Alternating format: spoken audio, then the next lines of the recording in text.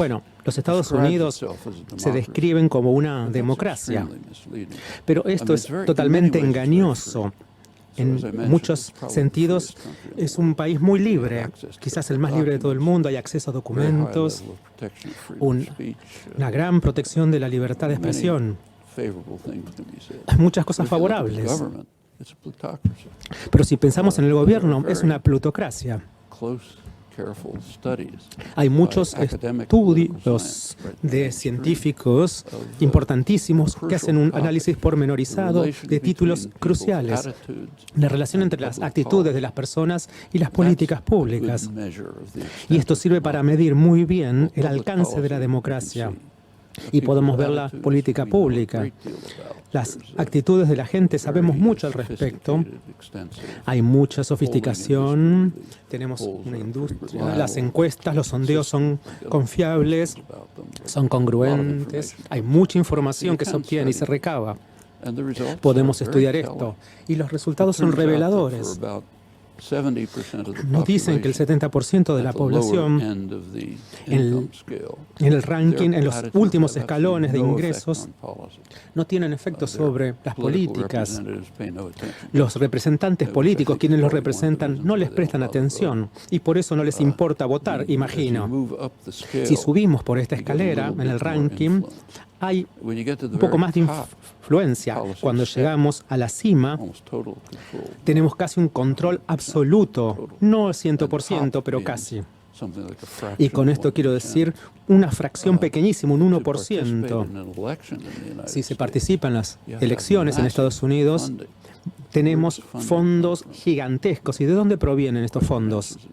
Bueno, no hace falta responder esta pregunta porque es obvia. Hay muchísimos estudios que datan desde hace más de un siglo sobre la eficacia de los gastos que se hacen en las campañas.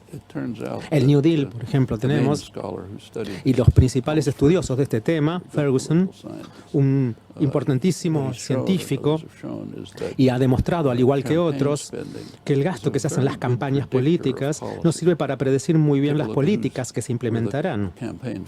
Pensemos, por ejemplo, en los fondos de las campañas, dónde se enfocan, ¿sí? El sector corporativo, típicamente, y ahí es donde la política es un determinante. Durante el New Deal, por ejemplo, podemos ver que las industrias intensivas en capital, como General Electric, por ejemplo, daban apoyo a las reformas del New Deal, pero no les importaba demasiado los derechos de los trabajos porque eran una industria intensiva en capital.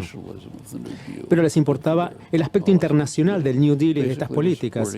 Básicamente apoyaban las medidas del New Deal y la oposición al New Deal venía de otros sectores de la industria, que eran intensivas en mano de obra con un foco en el mercado interno y se oponían a estas políticas. Entonces ahí hubo una división entre la clase dirigente y esto continuó. Cuando Obama asumió el gobierno, no hubo indicación o señal de que fuera a hacer cambios. Así que hubo mucha estabilidad en la política exterior. Hubo algunos cambios interesantes en el aspecto interno. Así que en este ámbito, la política interna hizo el cambio y se sancionó la ley que se llama Obamacare sobre cuidados sanitarios y las medidas de salud. Los Estados Unidos, el sistema de salud en este país, sí es un escándalo internacional. ¿Por qué? Porque se privatizó casi en su totalidad. Es muy ineficiente, hay mucha burocracia, costos exorbitantes. Está en manos de instituciones privadas a quienes no les importa la salud, sino hacer más dinero, ganar más. Entonces, los costos de la atención sanitaria son más del doble per cápita que en un país similar de Europa. Y los resultados que se obtienen son muy, muy malos, muy precarios. Así que es un sistema realmente pésimo, sobre todo por el tema de la privatización. El público durante mucho tiempo ha estado a favor de un sistema nacional. Por ejemplo, en el 90, la mayoría de la población, y literalmente lo digo, la mayoría pensaba que se debía tener una garantía constitucional para tener atención sanitaria. Digamos que el 40% de la población pensaba que esto estaba en la Constitución, que hubiera sido algo bueno. Y especialmente las instituciones financieras se oponen con fervor a esto, por supuesto, porque quieren un control en manos privados. Cuando Obama asumió el gobierno, hizo una especie de punto medio, llegó a una especie de punto medio, digamos. Hizo una privatización y algunas mejoras. Así que las propuestas que hizo mejoró otras propuestas. Por ejemplo, mayor acceso. Las compañías de seguro no pueden impedir darle esta cobertura de seguro a ciertas personas que tienen potencialmente ciertas enfermedades. Y ha habido mejoras, pero sigue siendo privado y es muy ineficiente, extremadamente oneroso. ¿Pero qué quiere el público? Bueno, hay muchas deliberaciones, discusiones en los medios al respecto para mantenerlo o no como sistema privado. Pero hubo lo que se llamaba una especie de opción pública de las elecciones disponibles para las personas. Una es una atención médica pública del tipo que existe, por ejemplo, para los jubilados, los mayores. Una opción era tener este sistema. 2/3 de la población aproximadamente apoyaron esto, pero Obama ni siquiera lo había pensado. No lo pensó en un segundo, lo rechazó de pleno. ¿Sí? Y pensemos en las empresas. Hay una ley en Estados Unidos, bueno, quizás el único país del mundo, que impide que el gobierno negocie estos precios. Entonces, el gobierno no puede negociar, por ejemplo, el precio de los clips, ¿sí? O de elementos de librería, por ejemplo, en el Congreso. Entonces, hay costos que son exorbitantes en Estados Unidos y el 85% de la población se negó.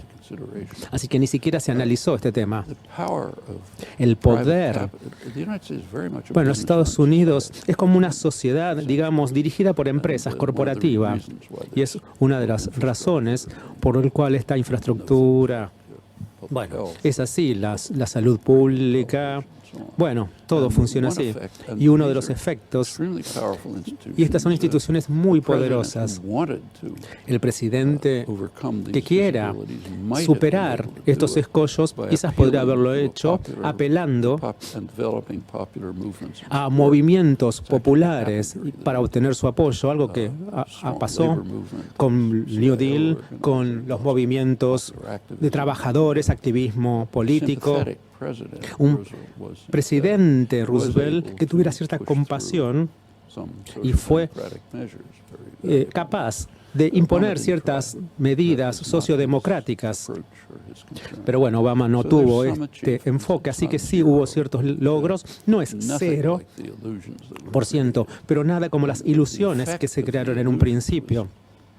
Y el efecto de estas ilusiones fue desafortunado. Mucha gente, los jóvenes, trabajaron entusiastamente a favor de las elecciones y esperaban que sucedieran cosas maravillosas, pero se quedaron totalmente desilusionados. En primer lugar, no deberían haber estado ilusionados, pero bueno, cuando nada sucedió, algunos se vieron realmente descorazonados totalmente y nada sucedió. Y el gobierno se ha ido tanto a la derecha que prácticamente salió del espectro. Entonces tenemos estos gobiernos que dominan ambas cámaras en el Congreso, en las elecciones que han ganado. Y el republicano no es un partido popular. Antes sí, pero ya no. Ahora los republicanos es los que llamamos una insurgencia radical, como se le define.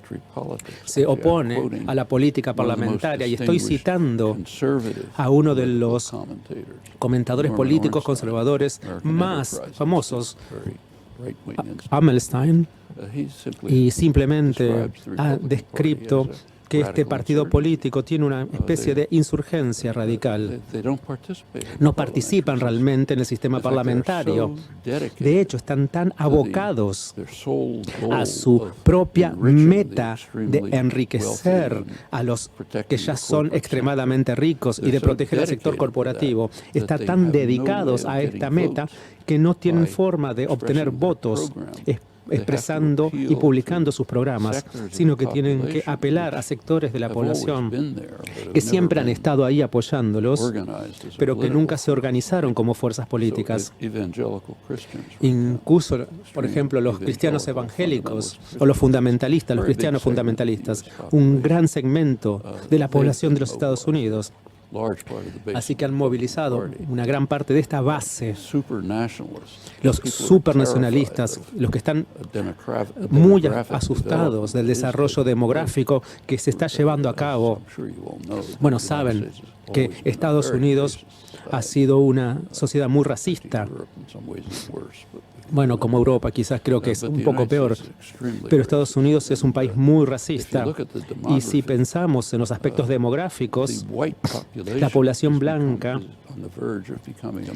está por convertirse en la minoría. Y hay grandes sectores de la población que tienen sumo temor y preocupación. Y la frase que podemos utilizar, incluso algunos líderes políticos lo hacen, es: los blancos dicen, nos están sacando el país, no lo podemos, ya no está más en nuestras manos. Los negros, los asiáticos, los hispanos nos están robando el país. Y nuestro país tiene que ser un hermoso país blanco, anglosajón, y nos los están robando. Bueno, y esto es lo que moviliza a este grupo de gente, ¿sí? El país, los Estados Unidos, de hace muchos años siempre ha sido un país muy fragmentado en algún país, ¿sí? Un país agrícola. Ahora no tenemos legislación en los estados que permita que la gente tome armas para llevar a sus centros de día. Bueno, por ejemplo, si uno quiere cuidarse a sí mismo, si quiere salir a tomar un café. Y esto es real.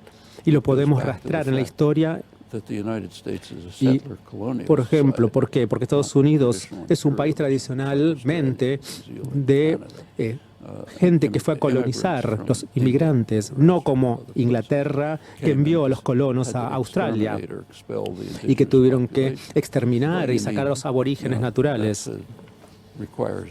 Esto requiere lo que se llama defensa, es decir, protegerse de las poblaciones indígenas locales. Bueno, no van a cometer suicidio. Si uno lee la Constitución y la Declaración de Independencia, bueno, no son tan nobles o magnas. La Declaración de Independencia habla de la necesidad de defenderse de los salvajes indígenas. Bueno, entonces ahí recurrimos a la destrucción. Thomas Jefferson fue un hombre inteligente y sabían que los salvajes eran los ingleses. Y sabe cuál era la destrucción que llevaban a cabo. Y era una sociedad esclavista. Así que había un gran temor de que los esclavos pudieran liberarse de esta esclavitud. Y después de la revolución de Haití, este temor llegó a las nubes. Y fue el momento en que Estados Unidos, en una guerra de agresión, conquistó la mitad de México. Tal vez los mexicanos hayan devuelto algunos golpes, pero todo esto fue provocado por un gran miedo y ese miedo sigue. Y todo eso constituye una base popular para un partido que se dedica íntegramente a enriquecer a los ricos y darles más poder y que tiene que movilizar a la gente con otras cosas. Eso es lo que ha ocurrido. Mientras tanto, lo que se llaman los demócratas son los que se llamaban antes republicanos moderados. En los años 50 se decía que es un estado de un solo partido que tiene el partido de los negocios con dos facciones. Sigue siendo uno, pero ahora tiene una sola facción. Y no son los demócratas, son los republicanos moderados. La gente como Richard Nixon o Dwight Eisenhower hoy estarían a la izquierda del espectro. Y los demócratas de Clinton son republicanos moderados de vieja estofa. Así es como se puede apreciar cómo las cosas se desarrollan. Volviendo a Obama, tal vez haya intentado modificar esto, pero no hay ninguna indicación que tuviera mucho interés en hacerlo.